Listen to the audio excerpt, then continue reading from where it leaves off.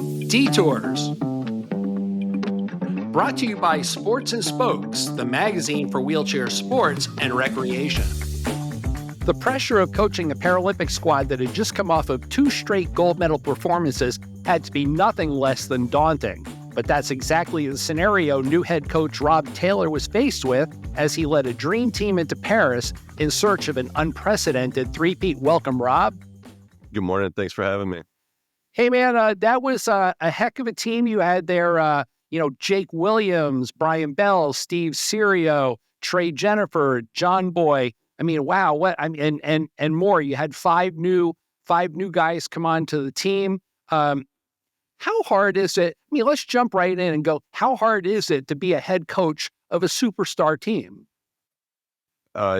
It seems like it would be a difficult thing to do, but the group of athletes that we had, the staff that we had, made everything seem pretty easy. We had a veteran group. You just mentioned 5 guys that have been through a number of major tournaments, a few different Paralympic games themselves. And they understood kind of what we needed to do and how we need to carry ourselves. So being able to work with an experienced group made things a whole lot easier. 20 years of coaching on a very high level had to have given you a lot of experience to prepare yourself for this kind of thing. I mean, you've gone through the collegiate level, done the club level and the regional level. So what are the differences as you start to step up into the Paralympic level? You worked with the women, you worked with the men. How hard is it? And what are the different things that you have to do as a coach to prepare as you move up the ladder? Well, I've been very fortunate to work with some of the best coaches in wheelchair basketball. Worked with Jim Taylor, Mike Frogley, Ron Likens, and a number of assistant coaches that are some of the best in the world. John Sikora, Michael Pay, Christina Schwab, Scott Meyer, and a bunch of others that I'm failing to mention. So learning from them kind of helped along this process of working at the club level, working at the junior level, the collegiate level, and then the international level. So it's learning from all of those great coaches that I've had an opportunity to work alongside. And then just being able to use that when I got to the national team and had the opportunity to coach the national team. So it's learning from some of the greats of the game and try to continue what they have started. Working at Auburn, also, you're dealing on a collegiate level. So how do you adjust the style as a coach? Obviously, when you're dealing in the collegiate level, you've got to maybe be a little bit more stern. You need to teach plays, do a lot of line drills. But when you move into the Paralympic level, suddenly, I mean, the expectation when Brian Bell shows up to practice or Steve Serio or any one of the other guys that we talked about, they've got to be ready. And you know that, I mean, do you already anticipate that they're fit and ready to go? Well, yeah, I mean, at the college level, we're still kind of trying to break things down to the very basics and build some of those basic fundamentals and using that to help get our college programs ready for tournaments, games, and the season. Now, when you look at the national team, those are professional athletes that we're dealing with. Brian, Steve, Trey, Jake, when those guys show up to a training camp that the basic fundamentals are already in place. So now we're just trying to work on team chemistry. We're trying to run different lineups to see what lineups are going to be able to click, what lineup's going to be a pressing lineup, what lineup can be a starting lineup, a finishing lineup. So when we look at the national team, it's just trying to put the pieces in place to make sure that when we go to tournaments that we can be successful with the guys and with the lineups that we have. And, some of those guys, we had young guys on the team. It was AJ Fitzpatrick's first Paralympic game. And, he'd only been in the college division for a couple years. Fabian Romo had graduated out of the college division. Jeremy Meyer had been in the college division. So they still understood the basic fundamentals. For them, it was about getting them experience and then finding the right lineups to be able to play them in to allow them and allow us to be successful at the international stage. Robb, when you're setting lineups, do you also at that point start to break it down to the point where you start to develop a certain number of plays that work within that lineup? So say, do you have, maybe 25 given plays that you like to fall back on in a scenario? Each lineup that we had kind of had different reads and different ways that they could run the offense and run the defense. There was one lineup that unfortunately we didn't have enough time to massage out and really work through at training camps and friendlies prior to Paris that we thought was going to be one of our really go-to lineups, a lineup that was going to have, three shooters out there with Jeremy Meyer, Jake Williams, and Steve Serio, and then two guys that could play in the dive and really make inside shots with Trayvon Jennifer and Jorge Salazar. Unfortunately, we weren't able to really work that lineup out a lot, but that lineup was just going to be set with shooters around the perimeter and guys that could finish inside that we were really excited about.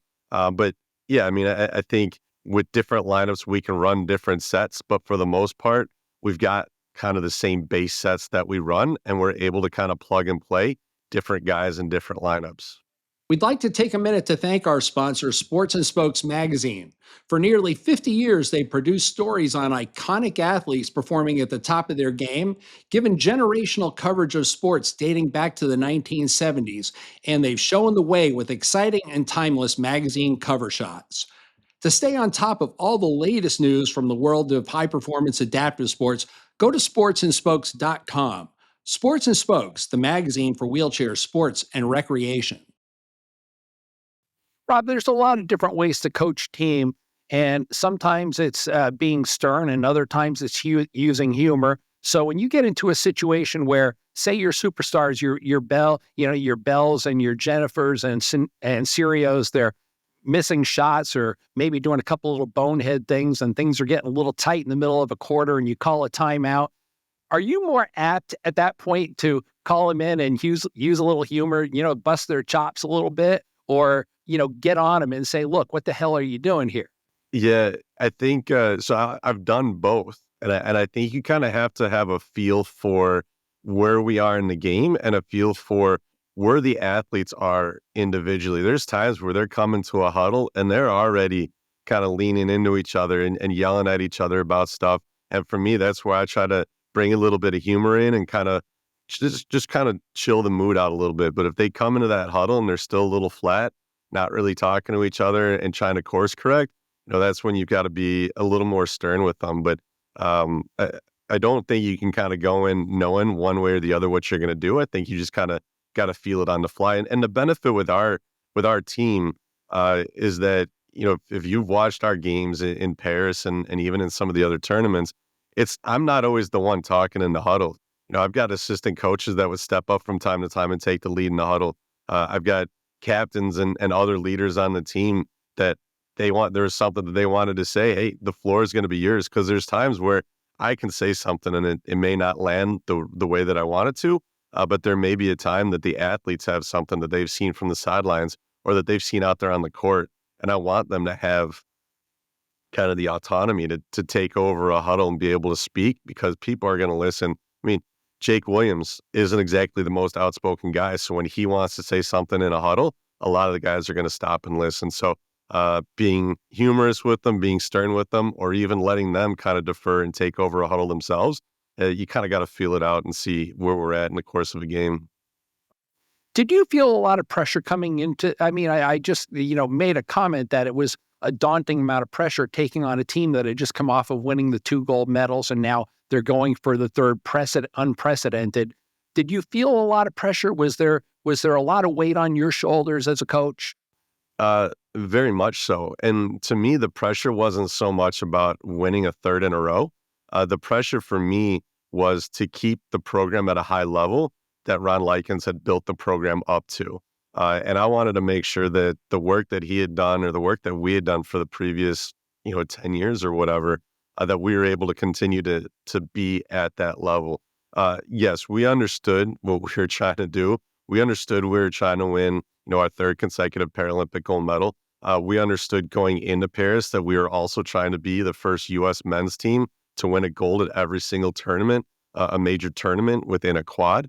So we understood that pressure, and it was something that, we talked about it when it came up, but it wasn't something that we really focused on.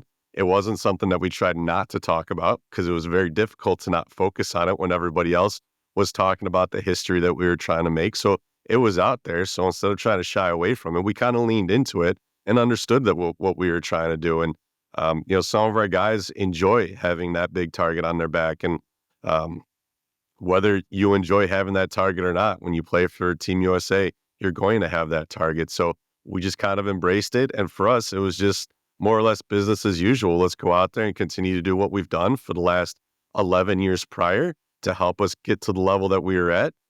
And then if we played the way we were capable of playing, we believe that we were going to win the gold medal at the end of the day. Hey, Rob, reflect back on the games, and there must be a couple of special moments, one or two, or just any particular moment that you can recall as you were there in Paris and things were unfolding and you were playing through the tournament. Any special moment that you recall that you'd like to bring to the table? Yeah, I mean, so there are two, and they're both kind of one and the same. You know, the Tokyo games were amazing, but we didn't play in front of any fans in Tokyo. That had to be tough. So it was a quiet environment, and winning a gold medal there was great, but there wasn't anybody to celebrate with. So going to Paris and playing in front of a sellout crowd every single game was absolutely incredible. The crowd was electric. It didn't matter who we were playing. They were very loud. They were very supportive of both teams. But our quarterfinal game against France really stands out when you've got the home crowd there cheering for you, cheering against you. And I just remember in the last, I think it was minute or 2 minutes of the game, the fans started cheering or singing the French national anthem just as they did at the beginning of the game. Regardless of the score, I think we were up about 30 at that point. But just to hear that, the sound resonate through the building and be able to reflect on Tokyo and how different it was amazing. And then really winning the gold medal was an amazing experience, but being able to share that time with family and friends, being able to have my wife there, the guys' families, wives, kids there out on the court with us, being able to celebrate was an amazing experience as well. Wow, those are great reflections. Those great goosebump moments. And Robb Taylor, thanks so much. It's been great having you on and hearing your insights and hearing your experiences from the Paralympic Games. I feel moderately confident that you're coming back in 28 and it's going to be a great team once again. 28 should stack up to be a great tournament for us. If we're able to continue to train the way that we have, who knows what'll happen in LA. Thanks, Rob. Thank you.